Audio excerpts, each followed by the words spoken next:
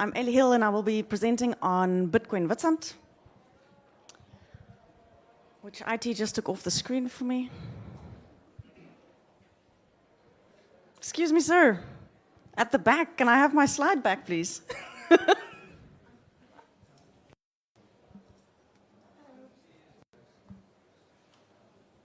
So while we're waiting, I actually wanted to ask the crowd, because this is my first Bitcoin presentation. I was wondering who here has a circular economy, who's trying to grow a circular economy at the moment? Okay. Who has never used Bitcoin before to pay for something? Okay. I reckon you're either here to start. Okay, well, welcome and thank you very much. So while I speak nonsense, on the App Store or on Google Play, there's an app called Blink. It's B-L-I-N-K, Blink. There. That's what the logo looks like. So just, if you haven't used Bitcoin yet, just download that app while I'm speaking, just for interest sake. Excellent, here we go. So there's Bitcoin Witsand road trip last year after the Bitcoin conference. That's fantastic news. This one, I'll have to swap for another one.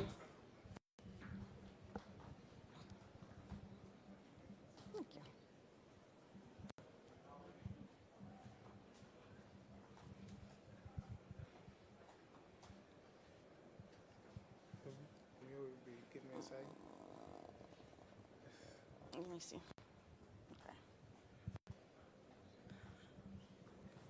Okay, I'm going to try. Right, so here is just a summary of what you can expect from this. It is, what is Bitcoin Witsand? Why is it important? And what worked for us?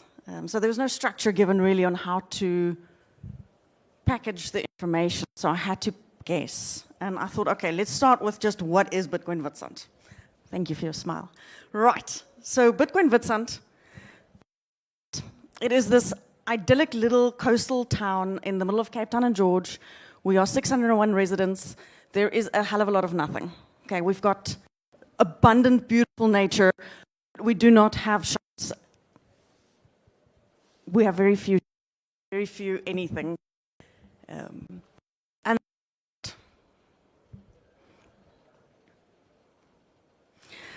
so where can you pay using Bitcoin and Witsand? So what we have at the moment is we have a general dealer accepting Bitcoin, where you can buy anything from fishing tackle, groceries, freshly baked bread.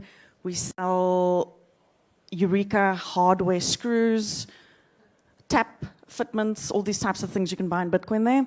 There's a fuel station, so you can get your petrol, diesel, gas, all of that. We have 3 restaurants. The first restaurant that started accepting Bitcoin and Witsand is actually myself and my husband, Ellie's on Main. And that is why I'm here today. So I was the first onboarder to join in my life that I think I will then be speaking here at a conference, but that's the story for another day. The original instigator has just become a father, so he and Nikki is dealing with their own difficulty adjustment. We have a rum distillery, there's a beauty salon, a massage therapist. We have several accommodations, fly fishing. It's an ideal holiday town. So we have the Breda River runs into Witsand, so there's fishing charters, there's sea fishing, there's all sorts of things that you can do using Bitcoin.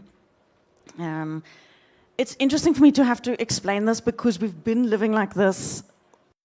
The payment itself is not the activity, it's just money, and we're just using it. It's become completely natural.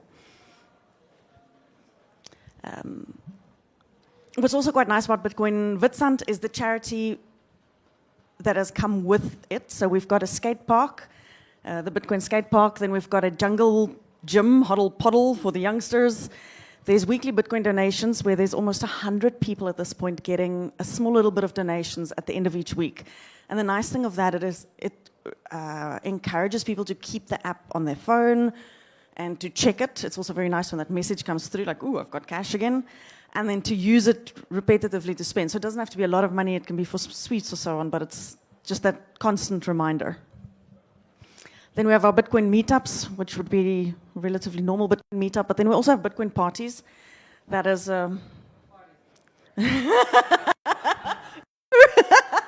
Thank you. So, yeah, it turns out people prefer parties. It's just easier. So just hand out free beer, people will come. We've also had a couple of spit fries where we roast like a whole sheep, basically. It's a rotisserie sheep, if that makes sense, lamb. It's very popular. And the locals now start expecting it. And one of the reasons why we introduced it is when people hear Bitcoin, they usually have to listen to a 3-hour inflation conversation. And normal people are not that interested in economics. But they really care about ice cold beer. So the positive association that this creates, like you cannot overestimate the importance of just complete Bitcoin branding without saying a word about Bitcoin. This year, I had an 18-year-old come to me asking, because so in summer holidays, we usually have these parties, and an 18-year-old came to me and she said, when is the Bitcoin party this year? So I think positive or negative, but I have a whole ecosystem sign up to get a circular economy going. That's not the case. You need one person, just one. Okay, so you yourself have learned about Bitcoin if you can just convince. The origin on the board there from de Vries, that's why the entire world think Bitcoin is bad for the environment. Every single newspaper article you have ever read about Bitcoin being bad for the environment started with one article, 2018 de Vries, DG economist. It's going to take decades to convince the world that Bitcoin is actually good for the environment. Because one guy wrote an article. So never ever feel that you want to convince one person. Why is circular economy important? People need something to point at. Okay, we're going to carry on through it. We're going to struggle through it. It's okay. Okay, we're going with it. Thank you for your utter patience. This is wonderful. Good crowd.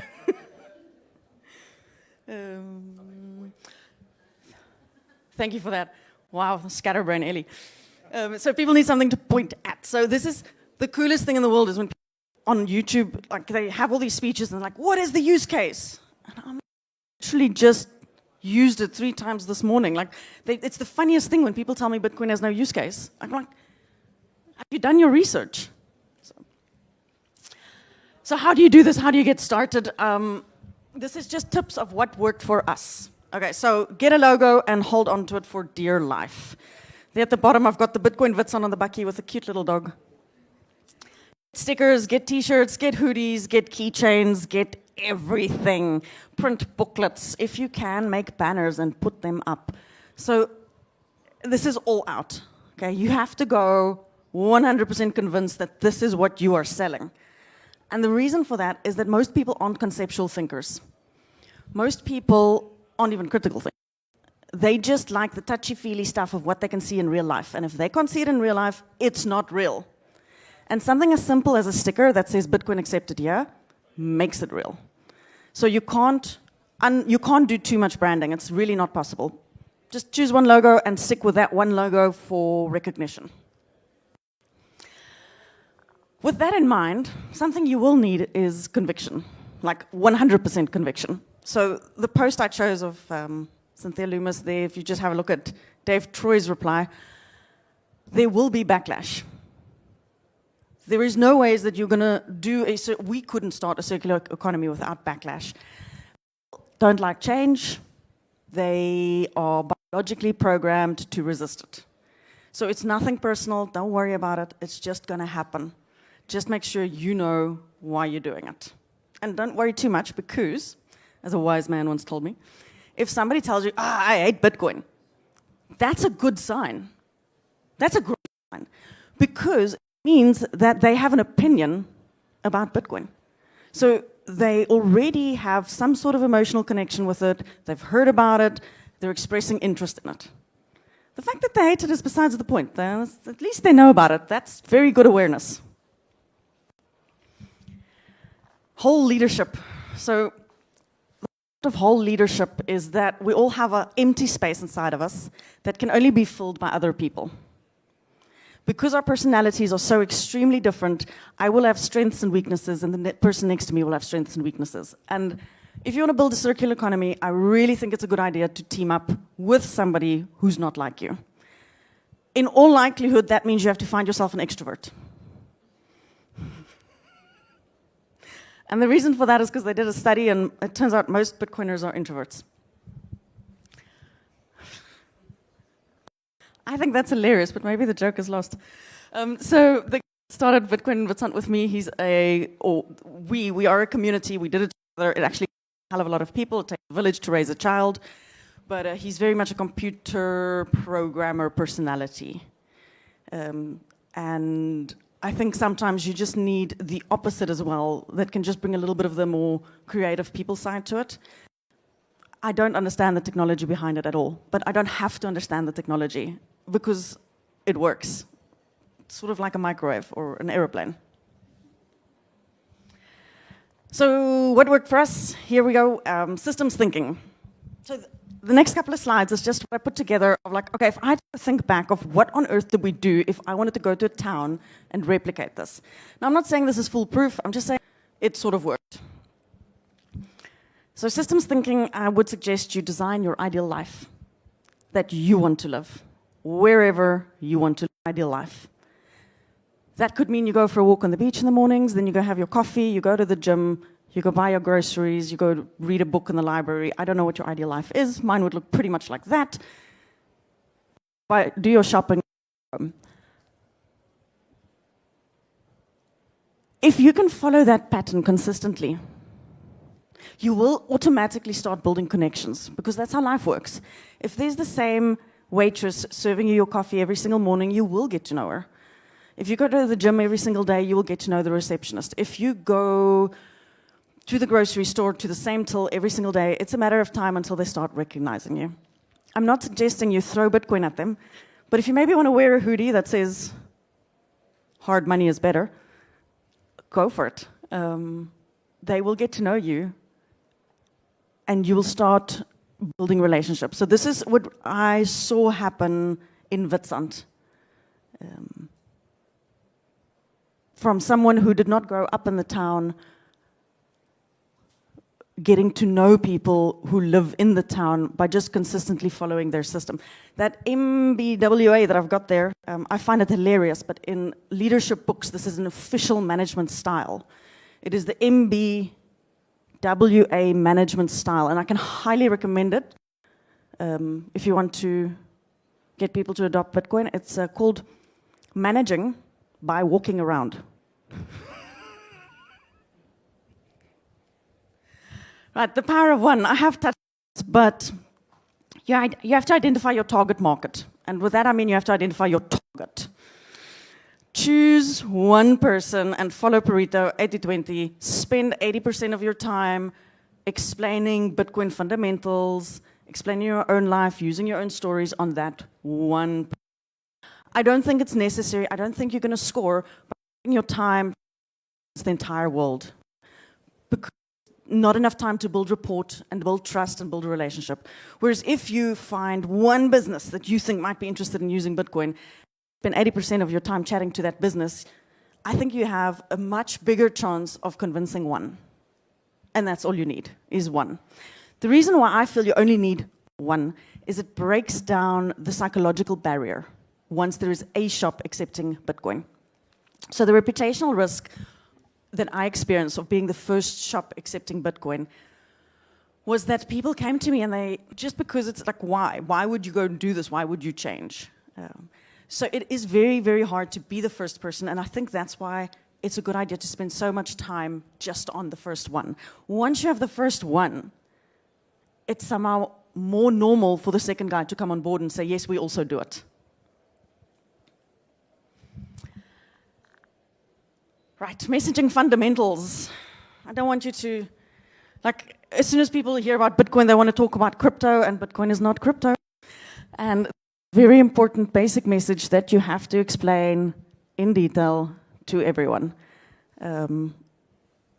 If it's not Bitcoin, it's shitcoin. Okay, I hope I don't have a lot of crypto fans in the room. Like, please let me know.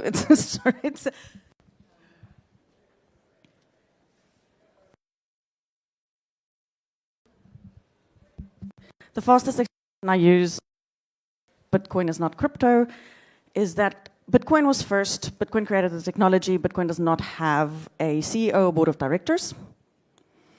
It's fantastic technology, so everybody copied it. But everybody who copied directors and a CEO and a marketing department, and automatically they have to make money to fund that. So even though those plans could be very interesting, it is not Bitcoin and it will never be Bitcoin. If you can convey the message that people should expect volatility, it goes up and it goes down, and if you program this into the teachings, it makes receiving the down much easier. So we started accepting Bitcoin for Christmas dinner 2021, and a couple of months later, the person came to me and said, "Did you see the price? Like, I'm so sorry, I hope this doesn't put you off." And I was like, "What are you talking about? You told me it's going to go up and down, it doesn't matter." So if you can just teach that before somebody has Bitcoin, it actually helps a lot. Also, the definition of productivity is quite important for me. How do you know if you've had a productive day? You wake up with a certain amount of sats, and you go to bed with more, then you were productive. And there is no volatility in stacking sats. So for everybody so concerned about volatility, just look at the stats number, it stays the same. Don't worry about the price in rand or dollar terms, be productive. Go to bed with more Bitcoin.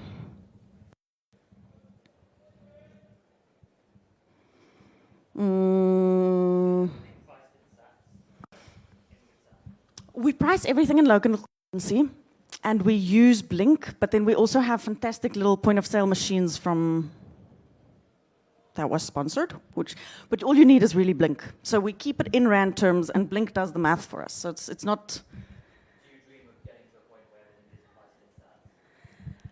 I don't think it'll happen soon, just because I don't think governments will let go so easy. But that's a philosophical conversation that we can have for hours and hours and hours afterwards. Bitcoin Witsand internally have not decided how we feel about that. But in the meantime, I don't think it's a barrier, because when it happens, it'll happen so automatically and so quickly that I don't feel it's necessary to teach people on it. So the messaging show, don't tell. So I'd really try and encourage people to download Blink and just use it. Like, you don't have to understand it, it's fine, it's just money, just use it. I don't know about a microwave, but I still use it because it works. Once you start using it and they understand how, then the fact that it's scarce becomes an important concept to convey, because it's limited. I mean, this is like the pizza discussion all over again. I had such a laugh when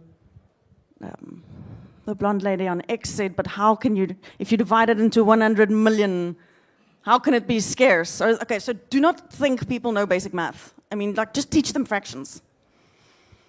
And it's a superior technology, so this is really cool. Are you too late for Bitcoin?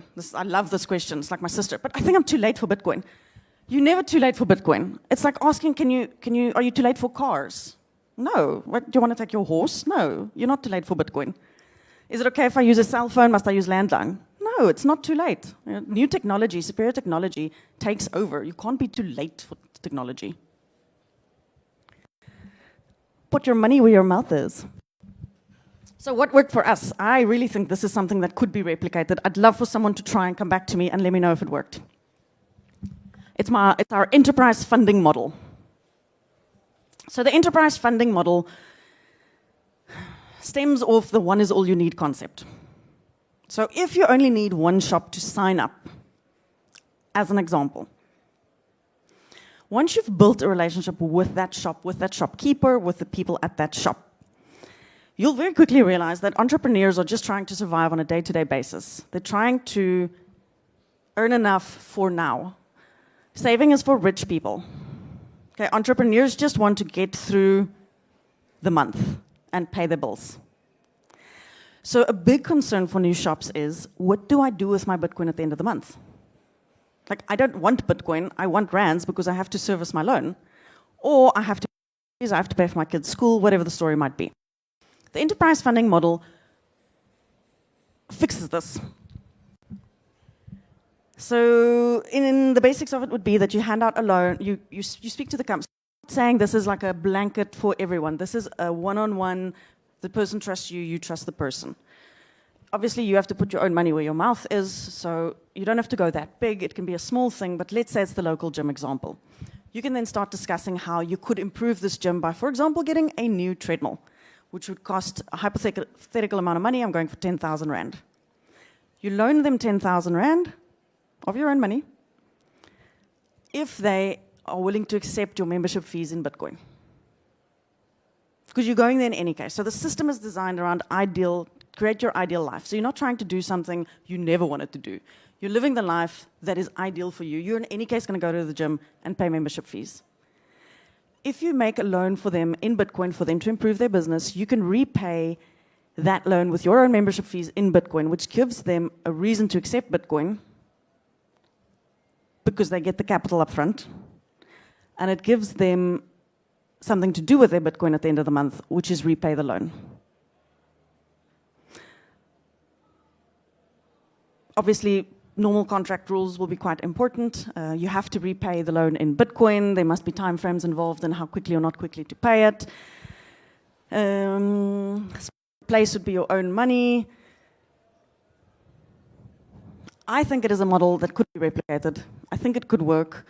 We have used it in Witsand. We've seen good results. Thing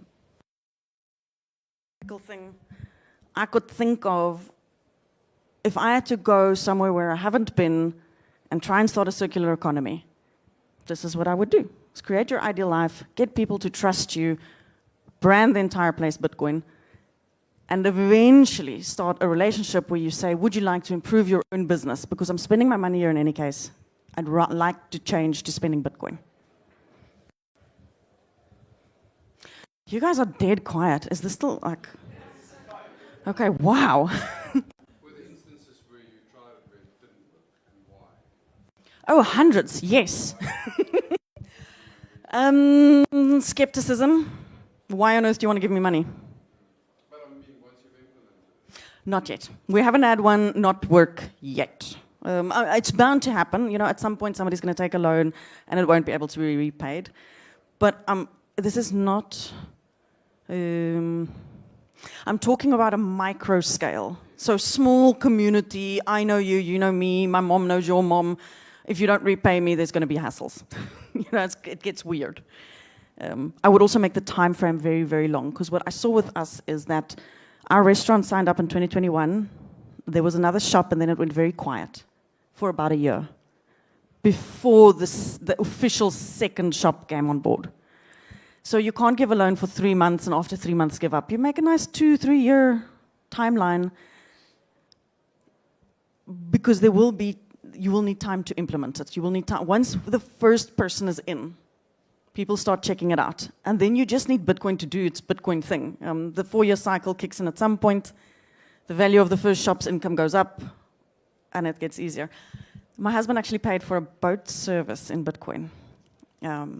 It was 2,400 Rand for the oil change. The mechanic was very apprehensive, but he's like, okay, you know, I see all of this Bitcoin stuff. I don't really know how, but okay, let's try. Download me the wallet, pay me in Bitcoin. And that's now such a fun example with all of the friends, because that oil change now costs like 10,000 Rand. So all his friends are like, oh, you know, that's a very nice pub story. A little bit of a housekeeping. Create a WhatsApp group, it just works. Once you onboard the shop, there will be more people joining. They will like it. Training of staff. So once you get a business to accept Bitcoin, do not expect the business to train their staff on Bitcoin. It's not going to happen. Okay, I'm a very keen Bitcoiner. I did not train my staff on Bitcoin. Take responsibility for the training of the staff, because people will ask them, what is Bitcoin? And they need an answer. Spending frequency. We recommend that you spend a little bit of sats at your shops very often, rather than just like a massive amount of Bitcoin once a month, because that repetition makes it keeps so that people keep the app on their phone. Constant information sharing, things happen, spread it around, let people know, share it on WhatsApp. Reach out and invite. Once we started this, people spoke up and said, hey, but we're trying this next door and we didn't know you're doing it. And we're like, well, we didn't know you're doing it. I mean, we met Bitcoin Akazi this way. So reach out, put it on maps, find out who's close to you, and meet up with them. Face-to-face is fantastic. My last slide here, in conclusion, spiraling out. So it took a lot of time to become normal to spend in Bitcoin. Not for the individuals, but for the town. So the town is still, they're slightly less apprehensive now than what they were in the beginning, because they see it everywhere. I mean, they go buy their groceries, they stand in the queue, and the person in front says, can I pay in Bitcoin? Yes, you pay in Bitcoin, you carry on with your life. So the tannie achter jou, the auntie behind you, she sees this thing, eventually she mellows into it, but it does take a lot of time to convince people. The nice thing is, the light at the end of the tunnel is if you are that place that people can point to, it's like magic starts to happen. It's exponential math, it's not magic, but I mean, it is like magic. We had a guy phone us a week ago. He said, I was speaking to a student of my school. Well, my child goes to school. I was speaking to the principal of the school. The principal told me what you guys are doing in Witsand. So apparently this principal came for holiday in Witsand and saw this Bitcoin thing happen, saw all the branding everywhere, saw everyone paying in Bitcoin. And this person phoned and said, I phoned the restaurant that accepts Bitcoin. They gave me your number. I want to do this Bitcoin thing. How do I do it? And it's like, it sounds very casual, but it turns out this guy from Durban has 6 shops. And suddenly, it's like a Bitcoin Durban popping up. So it's the power of one, guys. Good luck, and thank you very much for your time. If you have any questions, I'm here.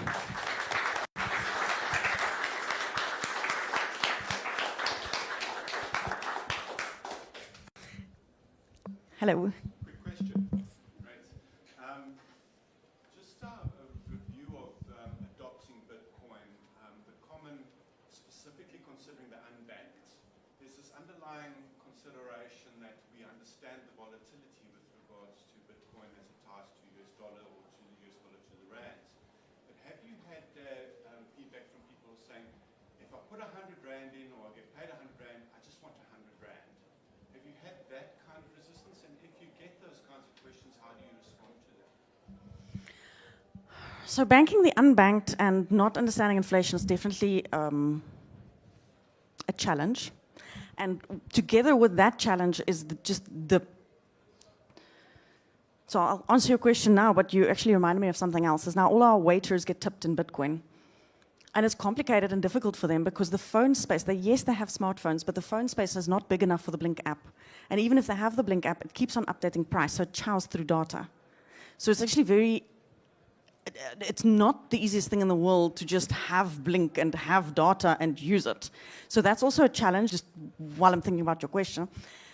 The pricing is, especially if it's in the round number like 100, it is a little bit complicated when the price falls to 95 Rand because every little bit makes a difference. Because it stacks up. So depending on how you approach it, we have a Friday giveaway where everybody gets a little bit, so then it doesn't matter that it fell a little bit because you're getting a little bit more.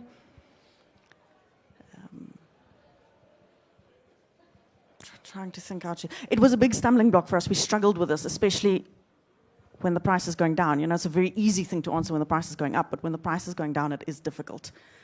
We're still dealing with it. That's human nature, you know. If it goes up, everyone's happy. If it goes down, it doesn't. So one of the stumbling blocks that we've come across, or that we're trying to solve, is that when someone gets paid 100 Rand, that they've got 100 Rand, that there's an underlying backing which supports that. Have you had that kind of restriction from people saying, rather pay me in unbanked Bitcoin Lightning, but I want the Rand's denomination? Have you? All right, so some of the ways we use to address it is the grocery store does cashback. So if you get 100 Rand's worth of Bitcoin today, you can go to the grocery store and swap it over for cash if you want to. So that's your own prerogative. You still get paid in Bitcoin, you accept the Bitcoin. If you want, you must go to the grocery store, you sell your Bitcoin again, you get the money, the cash.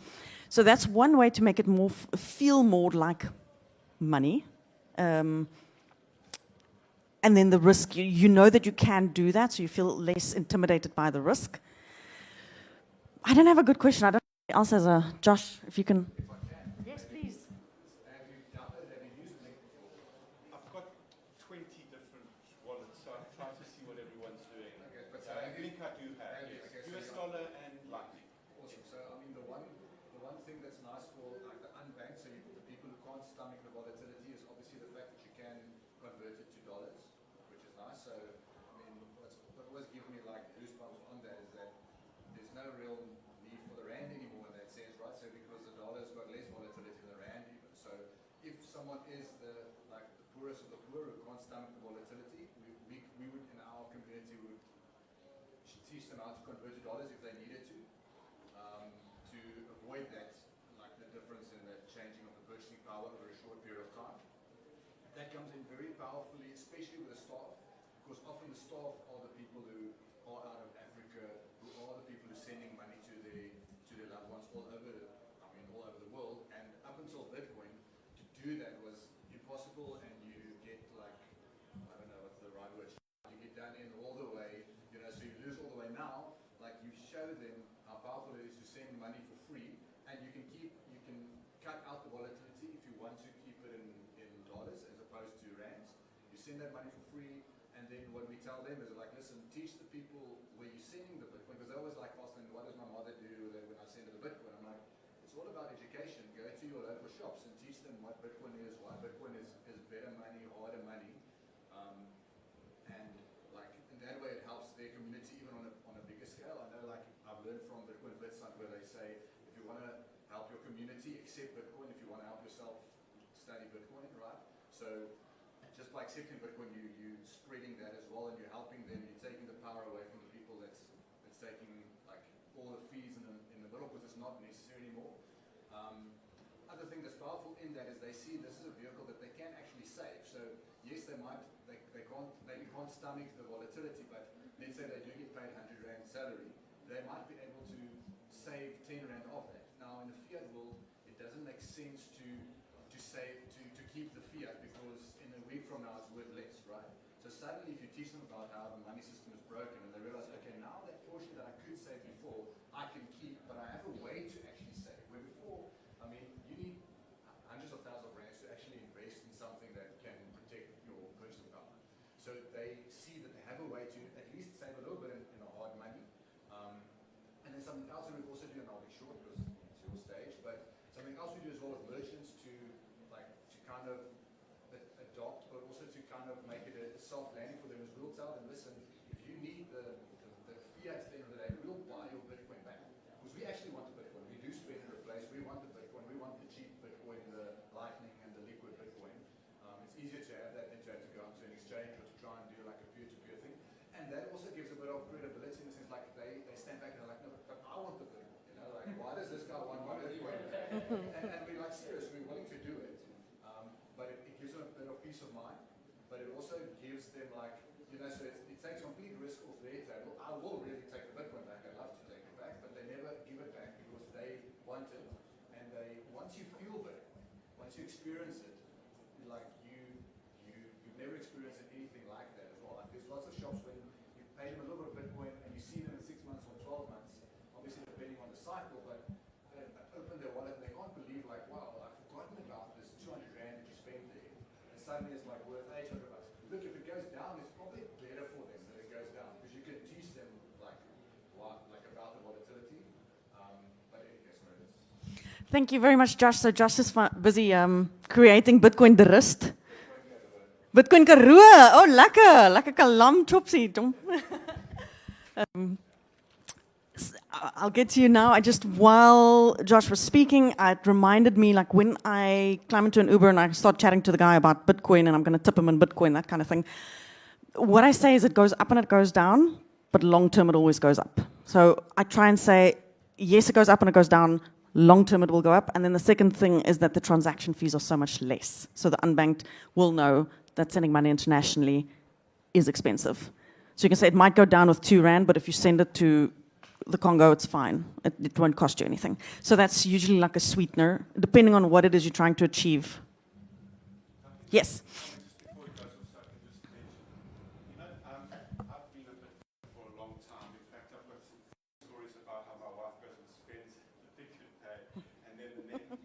who told him there was in the beginning. So there's some interesting stories. But the thing that I'm looking to get from this conference, and also the great initiative at Witsand, is that if you're looking at the unbanked, there's a great opportunity to bring them into the ecosystems. But the underlying thing that keeps coming back to me is, how do you tie it to the local fiat? That's a very important first step. And how do I pay my friend? When I pay him 100 rand, he gets 100 rand, not 99 rand for someone's take a transaction. So I'm just to get from the conference. But can I, sorry. Yes, please. Just, I think what you're really alluding to, and this is what I believe is essential for circular economies to scale. And there are moves afoot, and I'm not an expert in lighting, but the problem in lighting, for lighting to be a ubiquitous payment method, is it needs to be backed by some kind of treasury. But somebody needs to come up with a treasury model, which is what you're doing if you're saying you're buying the Bitcoin, because you are then acting as a treasury. And the treasury, what's the purpose of a treasury? Is to control the money supply. We don't want to centralize, but we have to be realistic. I don't believe we can have this idealistic idea of, oh, it's wonderfully decentralized and it's going to remain that. Because we want that large-scale adoption and get circular economies to explode. We have to find a way to deal with it. So I think unfortunately, this is the problem I see with the lightning development, the kind of people making the big lightning development projects, is they are not really thinking deep about this problem. Because their reality is very different. It's not about paying sats for something where there is that evaluation that could happen immediately and it really hurts you. So I believe for circular economies to become really much bigger, somebody, and I think South Africa is such a breeding ground for that concept, and I wish somebody would actually take a step forward and say, because I think if you bring a charter and all of these different wallets can integrate with it, and you can have a volatility offset mechanism that is linked to the price. So, You can find a way to solve this problem really. so something that I remind myself of often is that human beings were first and economy second. So human beings interacting and learning to trust each other is the fundamental. And then the economy came and central reserves and blah, blah, blah, blah. So if we're in a small circular economy and the guy says he will buy back your Bitcoin, that's good enough. It doesn't have to be institutionalized. The money is hard. You don't have to, like, it's hard already. Maybe I'm missing the... I'm just saying if you wanted to jump to the next town and jump to the next town and jump to the next town a lot quicker, I think your ramp-up time, the problem that if we wanted to really talk about adoption, your ramp-up time, you do fantastic work. We needed to get on an exponential curve. And how do we scale what you do, which is essentially driving adoption, education, but taking this elephant in the room out the way that is like, my rands should be my rands. So the risk to what you are suggesting is that people think, and they legit think, Bitcoin Witsand is a business. They think Bitcoin Witsand is trying to profiteer off them. They do not see why on earth anybody would do this for free. It does not make any sense. And as soon as you start selling something, the other people in the community say, but he's just trying to sell you something. So that's a little bit tricky. I just wanted, there was a hand right at the back. Yes, please. Do you want the mic? Because SARS doesn't see Bitcoin as a currency. It's a financial asset, I think. I'm not an expert in taxes, but as far as I know, you can have a possible tax liability every single time you sell Bitcoin, also when you buy it. I'm also kind of curious as to how we can pay it, because I think under certain circumstances it can be classified in a different way, but yeah, what do you guys do? What do the businesses do who sell the Bitcoin and then later report it? Buy something with that again? That could be a taxable event where you have to pay income tax, capital gains tax. So because we are so vocal and public about everything, we make sure to cross the T's and dot the I's, pay the VAT, income tax, record everything. So Pick and Pay will be able to give you a well-educated, very good answer. My short answer is we just went onto our point of... And You accept Bitcoin and you take that same Bitcoin later, you buy something and the price is risen 30%. You actually can be liable for a 30% capital gains. so I think what you're saying is 100% true. But in a circular economy like Witsand, we're speaking small numbers. So eventually 50 Rand. So One day, when we are millionaires in Witsand, I'm sure it'll become a problem. But at this point, practically, we all just work on Blink and we spend on Blink. Yes. The Blink one. Okay. The Blink one. Okay.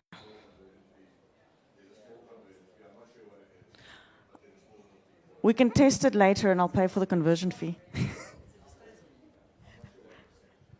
Hello. So I've been on holiday to Witsand many times, and it isn't the place that I would have predicted would be like a fertile ground for Bitcoin adoption.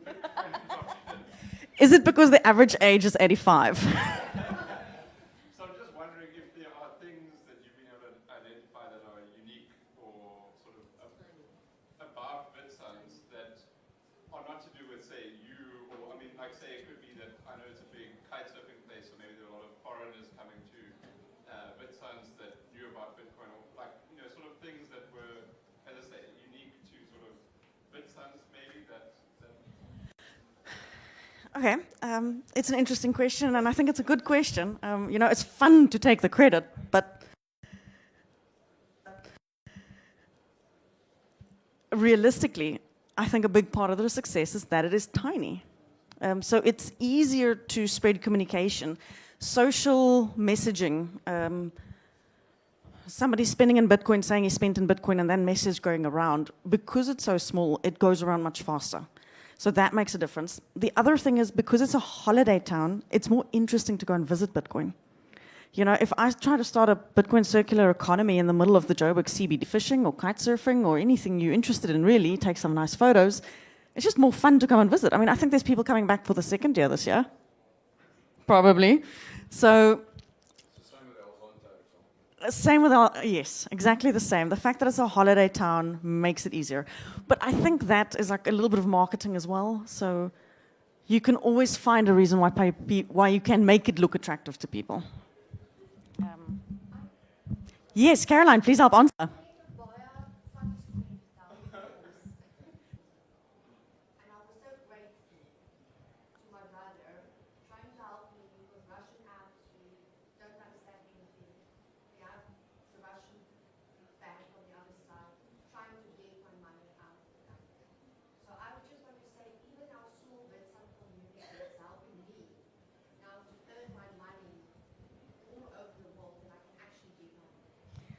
Otherwise, I would have just had to stay in Russia. Yeah, that happens. So, education and awareness. Thank you very much, everyone. Cheers.